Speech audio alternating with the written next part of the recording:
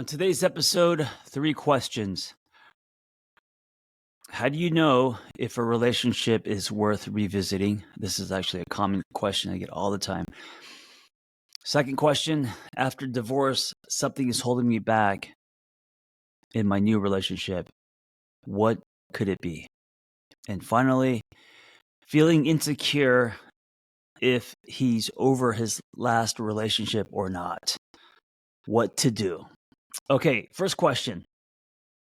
How do you know if a relationship is worth revisiting? I'm actually going to give you my go-to answer, and then I'll go deeper on that answer. So it's a great question, right?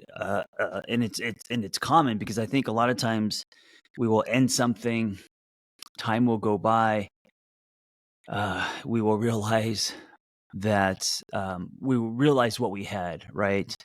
As time goes by, a lot of times we will see what we took for granted, or we will just need some distance and time for our lenses to be more clear. Um, you know, maybe anger to subside. Whatever.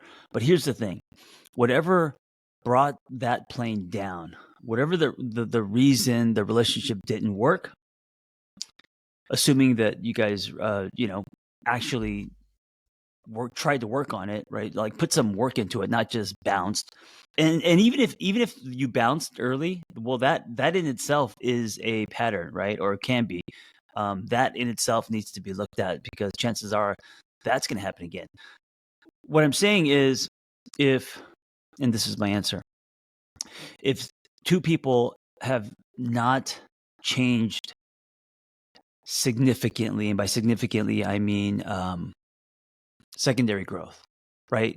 Change that's not reversible. Change that is internal change and evolution. If that hasn't happened, then the relationship dynamic that you guys built is still there. Just because you guys look different, just because you have lost weight or have abs or new hair or finally found a job, there has to be internal change because that's what changes the dynamic of a relationship, right? The tracks that were laid are still there, and you guys will just be jumping back on those tracks unless there has been two people who have really changed from the inside out. And that's how you change the tracks. That's how you change the relationship dynamic.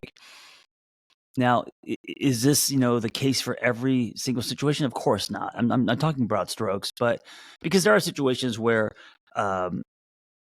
people leave too soon or they break up because it's just a reaction and they regret it. Time passes, they get back together and they really work on the relationship, put effort into it this time, and then the plane stays in the air, right? There are those successful stories, but they're few. They're few because most people, after breaking up, they never they get back together before doing any like real work on themselves. Does that make sense?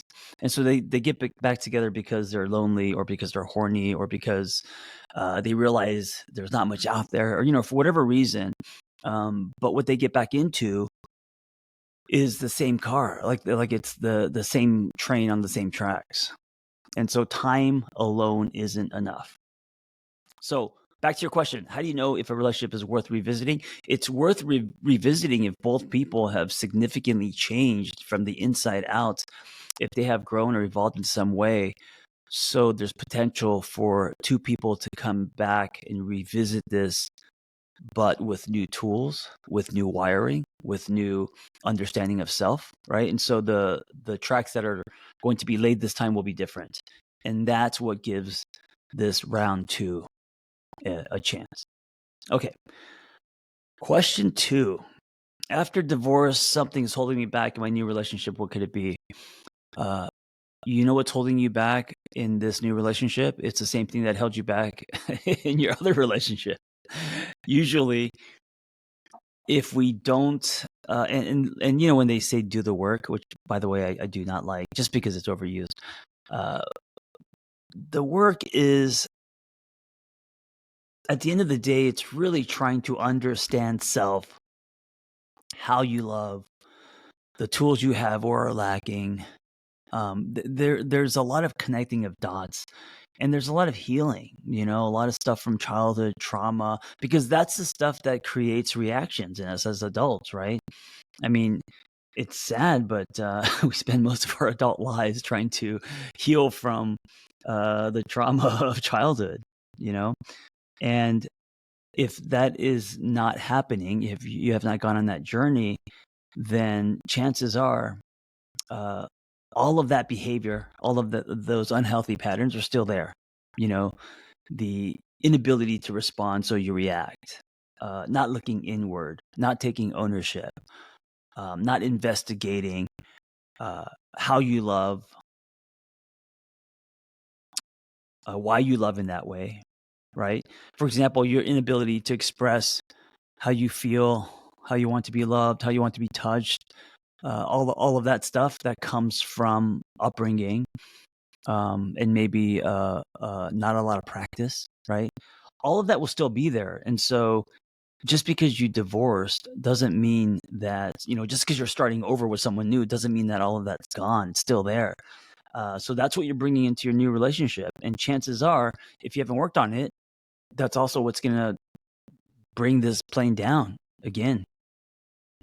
They say the chances of divorce second time around is like, I don't know what the number is, but it's really high. It's like 80 something percent. It goes up.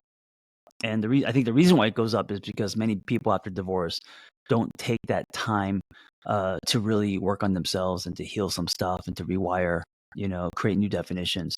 I think we get very busy trying to find someone new. And so how we're showing up to that new relationship is with the same shit and the same baggage and the same reactions we did our last relationship.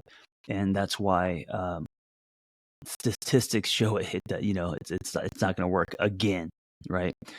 So take a beat, and the prescription is going to be different for everyone, right? Depending on your story. But take a beat, and it doesn't mean that you have to be alone. You know, I did write a book called Single on Purpose, but it's not single forever. You could date, you could, you know, hang out with people and love someone while you're working on yourself. I mean, the truth is, the working on yourself piece should actually never end, right? That's until you die. So you don't have to be alone. You can actively date. If you feel that you're ready, you can get into a relationship, but continue to work on yourself. So this relationship, and by the way, you're only 50% of any relationship, um, is going to be different, right? It's going to be different, not because, or not just because who you chose to love, but because who you're becoming. You know, because of your change. That's the only control you have. Besides your decision to pick someone that you feel is good for you, healthy for you. Um, besides that, the wisdom in that decision, the only control you have is you actively working on yourself and what you bring to the table. All right, final question. Feeling insecure if he's over his last relationship. Well, first, I just want to talk about this whole, are you over your ex? I don't like it. I don't like it because it's not that simple. And what does that even mean? So, what is proof that I'm over my ex? That I'm not thinking about her? That I'm not what constitutes someone to be over their ex? You know, I think every expired relationship, um, it's like, you know, when someone passes and you grieve that loss.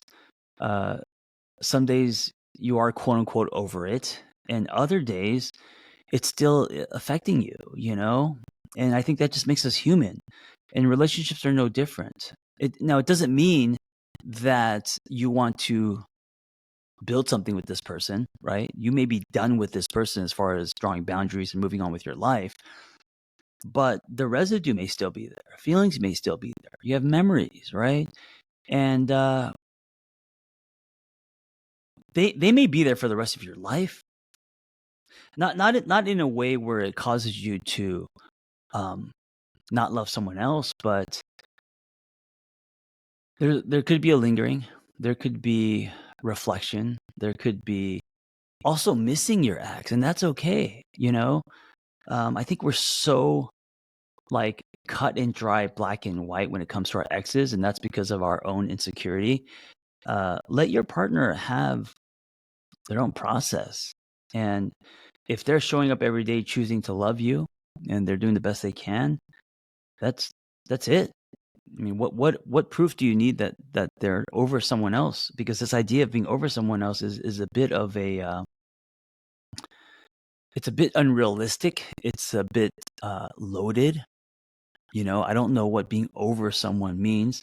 I guess you can say it just means that you have healed enough from that previous relationship to now love someone new, and I think that would be my general definition of quote unquote being over someone. Um, I think a lot of people think, okay, uh, you're thinking about your ex, or you had one thought about your ex, that means you're not over her, or you know, um, you still have feelings, or you have memories, or whatever. And it's like, or you talk about her, that means you're not over her, and it's like, no, it just means I'm human. Um, it's gonna also make people feel unsafe to share the process with you if you're someone who is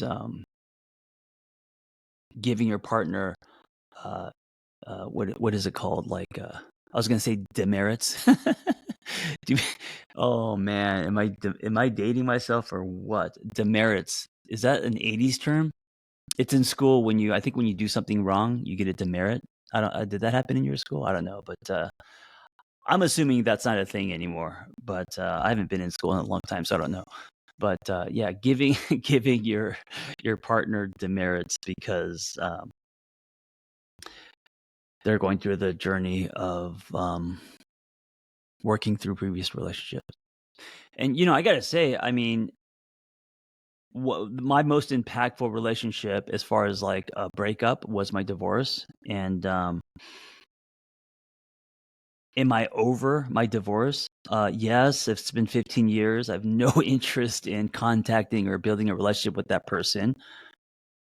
But am I still working through a lot of stuff that happened in that relationship? Yeah. Does it still impact me? Yeah. Do I think about how I showed up? Do I have regrets? Do I wish I showed up differently?